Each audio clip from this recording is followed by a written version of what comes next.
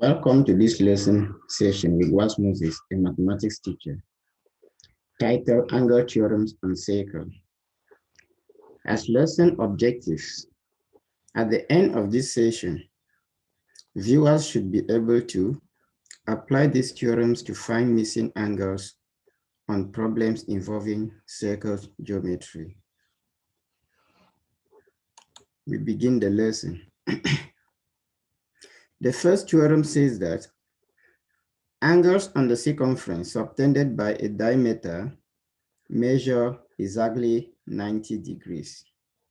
To illustrate this theorem, when you look at the circle geometry here, we notice that CB is a diameter to this circle. And if CB is a diameter to this circle, the endpoints of this diameter form an angle alpha on the circumference at the point Z. This angle, as we have seen, measures exactly 90 degrees. To better illustrate this theorem, we are going to animate this point Z, and we'll see that as the point Z moves on this circumference, the angle remains 90 degrees. Okay. A better way of animating it is as follows. Please watch carefully.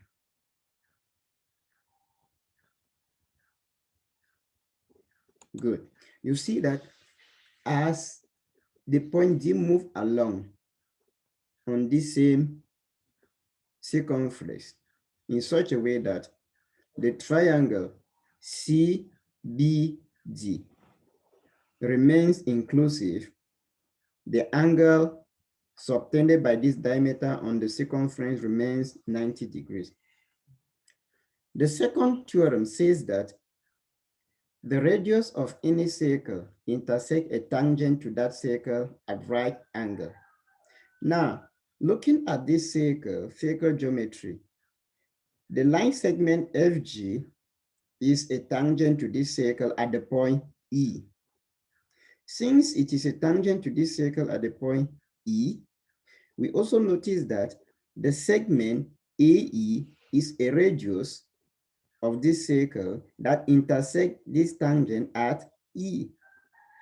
And the concept or the theorem says that the radius of any circle intersects a tangent at right angle, meaning that the angle formed when a radius and a tangent intersect gives exactly 90 degrees. The angle in this case is beta. Again, to better understand this theorem, we are going to animate the point E. Animating the point E means we are moving this tangent along this circle. And as the tangent moves, as you see, as the tangent moves, you see that everywhere along the circumference of the circle, since it is the same radius and the same tangent, or since anywhere along the circumference, the tangent meets the radius, you see that the angle remains 90 degrees. Please just observe as we animate throughout all over this circumference. Observe. As the tangent moves, the angle is unaltered. The angle remains 90 degrees. Okay, please. We have illustrated these two theorems. We'll move to the third theorem. It will take some time, please.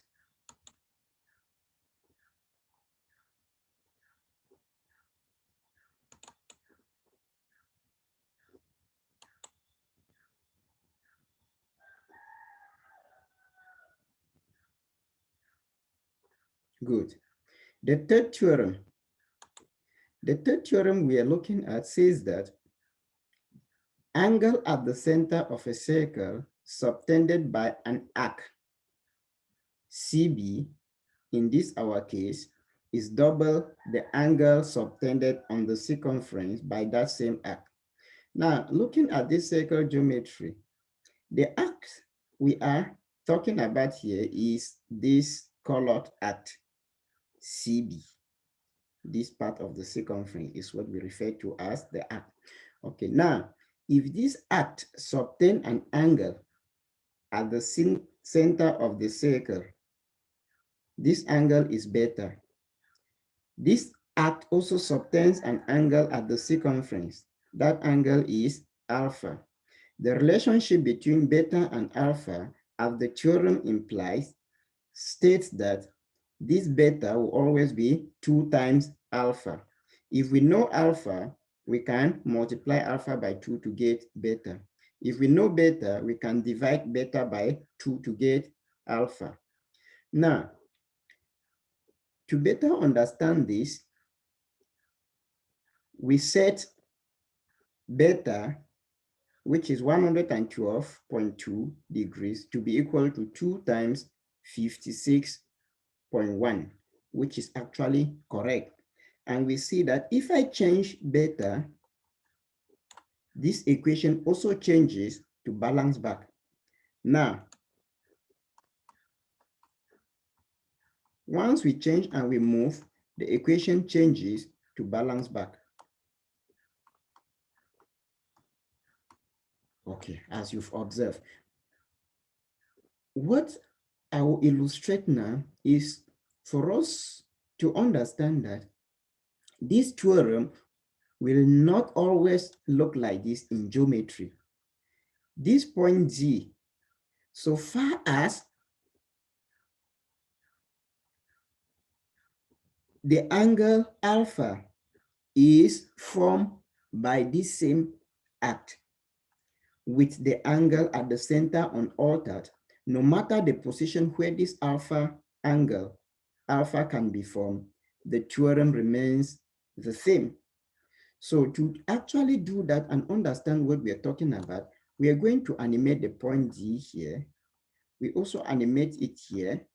And you see that the geometry that we just started showing could be the same as this. If in a question you see a geometry as such, note that this angle at the center and this angle at the circumference, since it is the same arc, give the same properties. Okay, let us go to the point G and actually do an animation. We see that as the point G moves throughout along the circumference, since it is on the same circumference, subtended and making angles subtended by this same arc, the angle on the circumference will remain doubled to give the angle at the center. Good. That is theorem 3. We move to a fourth theorem, which again will take some little time to load.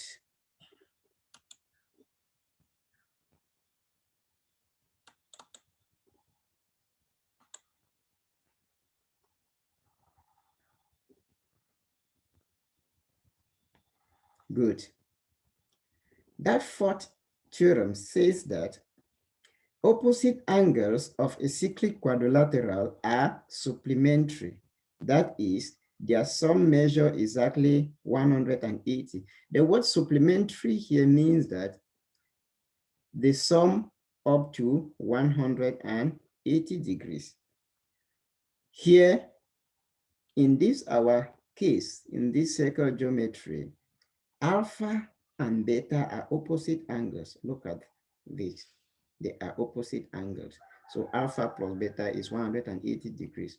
Also, gamma and sigma, gamma and delta are opposite. Gamma and delta are opposite. Therefore, gamma plus delta gives 180 degrees. And before we further explain this, we need to recall what a cyclic quadrilateral is. Now, as a recall, a cyclic quadrilateral is a four-sided plane figure drawn in a circle whose endpoints all lie on the circumference of the circle. For example, in this our circle geometry, the polygon BCDE, this polygon inside the circle is called a cyclic quadrilateral. Good. Looking at this, I would like that you could have a pause of this video and you take your calculator, add this measure of beta with the measure of alpha, as we have just stated here. You see that their sum will give 180 degrees. Also do an addition of the measures of delta, which is 82.79 degrees plus 97.21 degrees. You will notice from your results that the answer is 180 degrees, which is actually explaining, confirming what the theorem have just stated.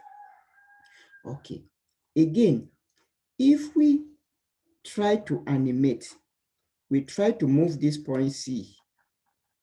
You see, as the angle is changing, giving different shapes of that cyclic quadrilateral, the angles too are being altered, and at any instance, the opposite angles always adjust in such a way that their sum gives 180 degrees. If we try to undo a little animation, if I animate the point D, you see, I animate the point C, see the result. I animate the point E, you see. You see different shapes of that cyclic quadrilateral, and no matter how the shapes are, at the end, when you add the opposite angles, you see that the result is, or the sum is 180 degrees. Good.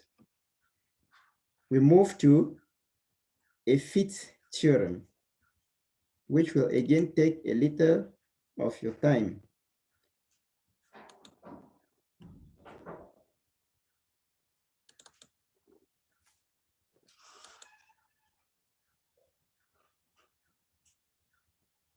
Good. The fifth theorem states that the angles formed at the points of intersection of a chord joining two radii are equal and acute. And we need to recall that an acute angle is an angle which is greater than 0 and less than 90 degrees. Good. Now, when we say that the angles formed at the points of intersection of a chord joining two radii are equal and accurate, this is actually implying that those angles are base angles of an isosceles triangle. If we look at this circle geometry below, we will notice that the segment CE and the segment AB are radius to this circle. And the radius, the radii of a circle, no matter how many radius are found in a circle, their measures will always be the same. That is why we're saying that if a chord connects two ends of radii, you see that the triangle formed by that chord and the radii is an isosceles triangle, because any triangle formed in this case will always give two sides equal and base angles equal. Good. In this case, we see that this angle is alpha and this other angle is beta. But when we measure them, their measures give exactly same angles. So we set alpha to be equal to beta as it is indicated here. And what you will notice is that if I decide to change the angles, you see that alpha and beta will always adjust themselves to give the measures that are exactly equal. So if I continue, look at it. As I continue to change, that is what we obtain. Good. Now, these 5 theorems I have tried to explain. Some of them will be used to do some few examples sourcing from the GCE ordinary level for some of the past years. As we look at these examples, just follow along. Good. The examples will actually be done by a little presentation. Okay. Example 1. In the figure below, PW is a diameter of a circle center O. TQ is a tangent to the circle at C. This is TQ. This is a tangent to the circle, this circle. Given that the angle TPW is 30 degrees, find the value of the angle theta.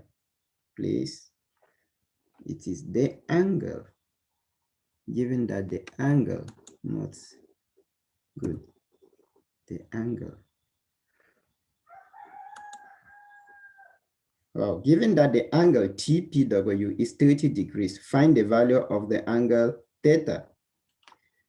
The angle TPW is the angle at P, 30 degrees. Now, we're asked to find, or we've been asked to find the angle theta. This is the angle theta. And just looking at the angle theta, we have seen that PW is a diameter. And if PW is a diameter, then the angle at T formed by PTW should be 90 degrees.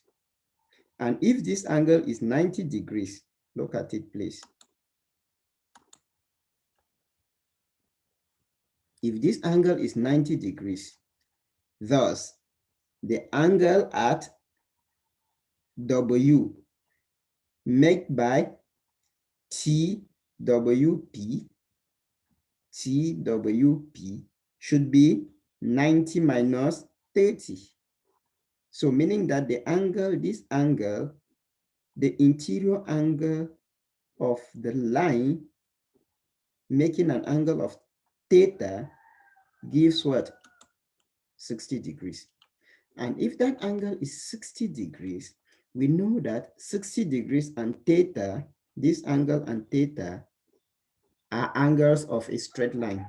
And angles of a straight line are supplementary, meaning their sum gives 180 degrees. So we are simply saying that 60 plus theta gives 180 degrees, because 60 is actually the angle TWP. Therefore, solving for theta, we have 60 degrees plus theta is equal to 180. Theta will be equal to, send 60 this other way, 180 minus 60, giving us theta to be 120 degrees. Example 2. In figure 7, PQRS is a cyclic quadrilateral, and angle TSR is 110 degrees. Find the measure of the angle theta. Our 4th theorem was talking about a cyclic quadrilateral. And in that theorem, we were told that opposite angles in a cyclic quadrilateral are supplementary.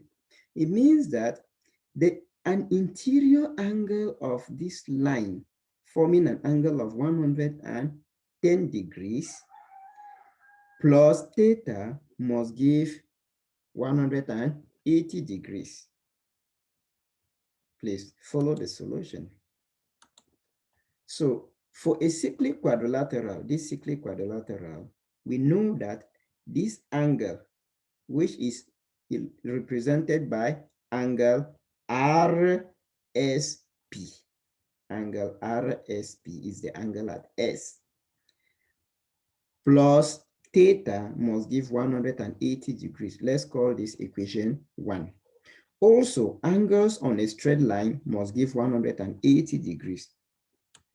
Also, for straight line angles, the same angle, angle RSP plus 110 degrees must give 180 degrees. So since this angle is the same angle, and the sum with 110 gives 180, this same angle plus theta gives 180. For these two to be consistent, if we compare 1 and 2, we see that alpha or theta, the angle theta, will be equal to 110 degrees. The source of this question is Ordinary Level GCE 2014, Paper 1, Question 38 of Cameroon. Example 3. Find the angle mark X in Figure 8 below. This question has been taken from Ordinary Level GCE 2014, Paper 1, Question 39 of Cameroon. Now, when you look at this X is an angle on the circumference made by an arc. And this line segment is a tangent to this circle at the point where the chord dividing this arc, forming the angle X, meet. Now, if we suppose we had a theorem that if an arc met an angle at the center, subtend an angle at the center of a circle, the angle at the circumference will be that angle at the center divided by 2. Or if an arc subtend an angle at the circumference, that same angle will subtend an angle at the center, which is 2 times the angle at the circumference. Please just look at this geometry. So, meaning that if we try to construct the center of this circle and form an angle on the center by this same arc, that angle must be 2x. This is the angle, please look at it clearly, 2x. And now, apply this geometry to actually model it to suit our theorem 3, of which we have just seen, we see that also applying the last theorem, which is theorem 5, the chord joining the endpoints of a radius give an isosceles triangle whose base angles are equal.